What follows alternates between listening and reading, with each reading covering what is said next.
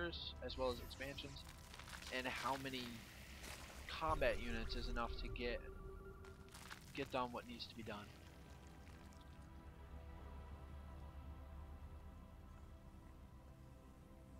So BratOK is getting those level 2 armor upgrades for his ground troops here. He is just expanding a lot. Probably going to use these command centers either for forward planetary fortresses or additional orbital commands. You see that a lot. Terran will make just more orbital commands and just spam scans and mules, but considering all of the ravens he has, he'll probably just be using them for mules if it's his intention to make orbital commands. Hopefully we'll see some hunter-seeker missiles. Very good use. He needs to be careful not to fire on his own troops here. But this is where you want to engage Ultralists. Unfortunately, he didn't have enough to take them out, but you do want to engage Ultralists in a choke, even though that's a pretty wide choke, so nice missile here, but I don't think it's going to hit because they've got on creep.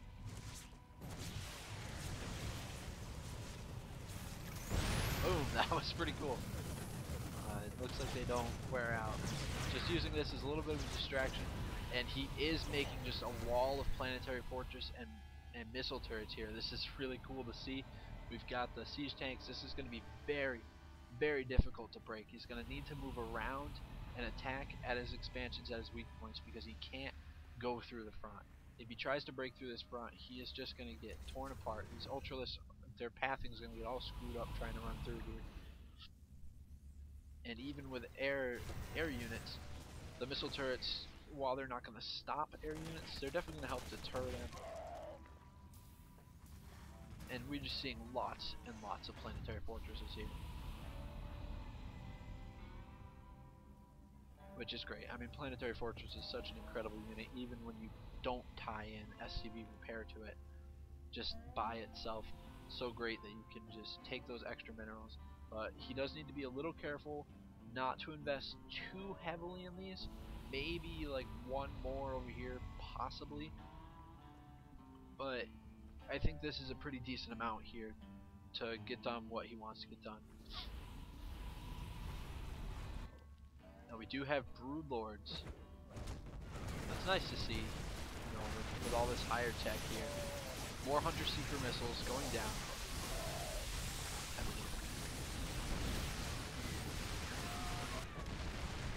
Brood lords, definitely a great answer to this wall in here. BratOK's going to need to pull SCVs to heal these. And it looks like he is. He is falling back and repairing. And he's going to want to use some hunter-seeker missiles on those brood lords. I'm not sure if they actually affect brood lords or not. Trying to do some damage over here, but this is getting cleaned up pretty well. I'd like to see how he plans to handle these brood lords. Good use of the auto turrets there, and looks like he did manage to save this fortress here. Moving back with his medevacs over here. We do have building armor coming down, which should be good. Good way to help stop this. Actually, I was thinking maybe bunkers with Marines, but they're probably still outranged. And it looks like he shut that down. More Ultralists coming in here, but oh, if he had just kept attacking, he could have took that down. But I guess he didn't want to risk losing those units because he is a little behind here in terms of how many units he has, so he does need to be a little careful.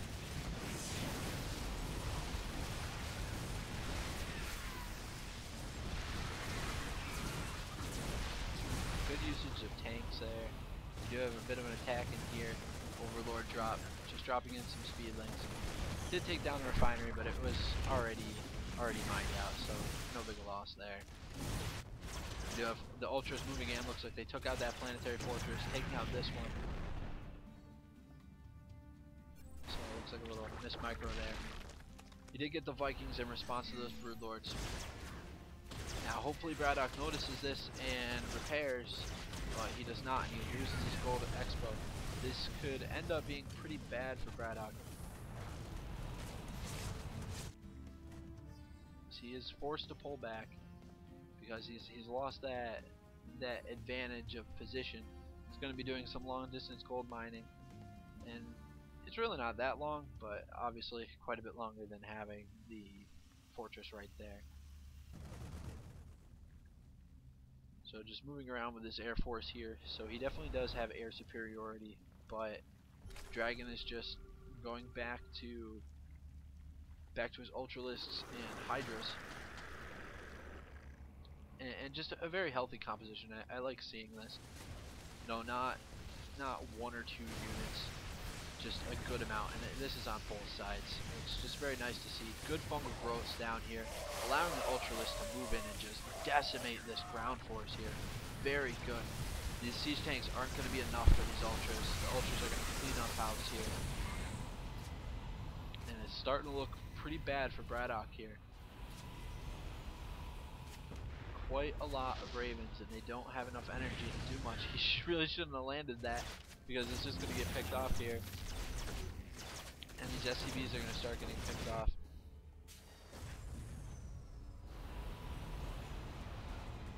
So we have more Ravens. I guess he's just planning on using missiles to take down this force. He's going to need to come and reinforce pretty soon, or pull the SCVs to heal this. And unfortunately he does not. He really needs to use those SCVs. But it looks like just a bit of a mistake on Bratok's part. A little upsetting to see, because the SCV repair is just so good. You know, definitely worth using, especially in a position like that. And this has really, really crippled Bratok. He pretty much needs to win this now. I mean, his income is non-existent. Dragon can fall back and regroup, and this could very well mean a GG from Bratok if we don't see something happen soon. And we do have a decent amount of mules here, but he has 15 SCVs, which are all being moved down here right now. So if he doesn't make something work now, there's pretty much no way he's going to be able to recover from this. He's moving around trying to hunt down some overlords and overseers.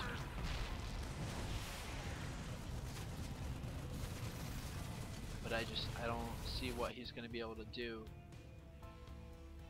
with what he has if he doesn't do something to cripple Dragon.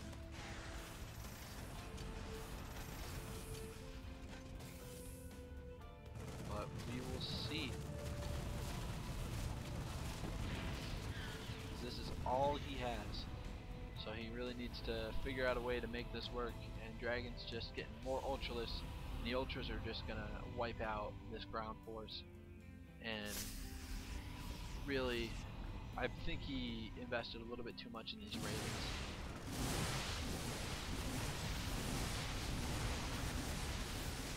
But moving the Ravens because he does not want to lose them. He needs to build up the energy to get the Hunter-Seeker missiles. We have this main force moving out here. Hopefully we see some good missile usage here, because that's going to be the only thing that really saves him. And I don't think even that is going to do it. And just getting sniped off, this is going to be the game. I don't see what Bratok can do here. Lots and lots of Ravens. I'm not entirely sure why he's sticking with the Ravens so well, but actually looks like I was proved wrong there, using the point defense drone to fend off these Hydras. But Dragon is just macroing up back here, and this Expo is pretty much mined out. Bratok moving up here. Nice fungal growth on these. Every time that Bratok loses one of these Ravens is just really bad for him, because it's one of the primary tech in his unit composition right now. This Marauder just running away as much as it can, but there it goes, didn't make it. And Bratok really doing quite well with what little that he has. He has my apologies. He has 4 SCVs to 84. So if you look at the income, he actually has quite a lot more income. That must be just from mules. Where there's got to be there's just a whole bunch of mules here. Mules are just amazing. They can really keep you in the game for so much longer than you should be in the game, as you can see with 5 SCVs. But just making use of what he has and doing really well with it. Unfortunately, his ravens are gone, so I don't know if he's going to be able to keep up with Dragon here. He's probably going to end up making a whole bunch of Marines since he doesn't really have much gas at the moment. But we are just seeing more Marauders here, and Dragon moving in, picking off these mules. Very smart, because that's what is keeping BratOK in the game at the moment.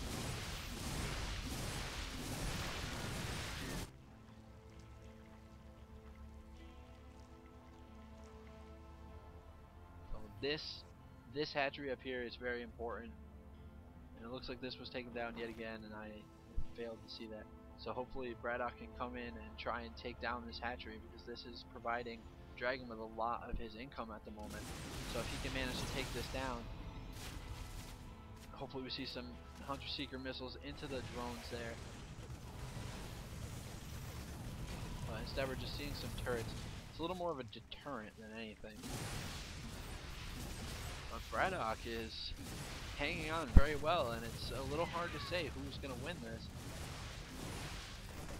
at this point, because these medevacs are just doing very well here, helping to prolong the life of these Marines and Marauders. He does need to be careful with the Ravens, though.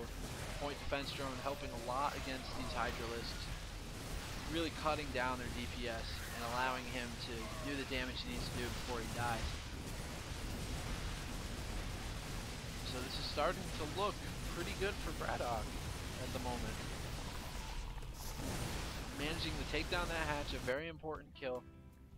This is the next hatch that needs to go, because this is providing the rest of Dragon's income.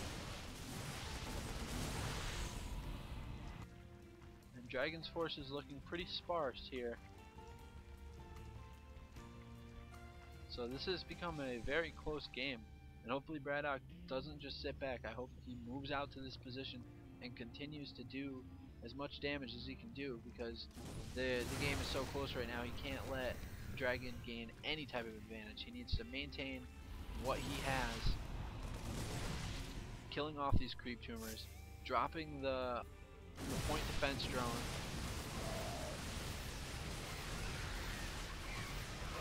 and yet another one, just nullifying these Hydralisks.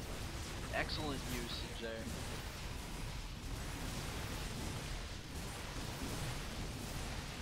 And the medevacs just healing up, and unfortunately that Ultralisk was just misrallied, and that was an important kill, and forcing Dragon the GG, because he really has nowhere else to gain minerals from. He's mined out of all these bases here, mined out of the gold, mined out of his main, obviously, and the only ones left are these two here, this being the only one that's very saturated, and BratOK just has enough of a force to stave off anything else that Dragon can throw at him.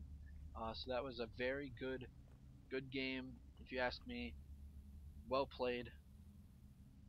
A lot of tech from both players. It wasn't too linear, which I like to see. A lot of players will find a composition and just do that one composition throughout the whole game, and this wasn't like that. It did get a little linear towards the end, but I think that was more of an effect based on their resources and just what they had at that time. Very good aggressive play from Dragon, taking out these fortresses up here and moving in, managing to break through that wall, which was very impressive, using the Broodlords to assault that and weaken it beforehand. Just excellent play from both players. I really hope you enjoyed, and I hope you learned something.